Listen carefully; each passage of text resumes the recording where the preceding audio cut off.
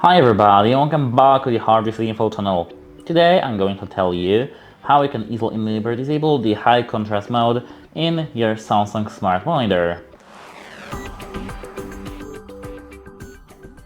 So, at first you have to go to left to the control panel here and now scroll down to the settings. Here, go to all settings and now scroll down to the general and privacy tab here. Here, open accessibility, and now, here as you can see, we do have high contrast. We can disable high contrast or enable it back again.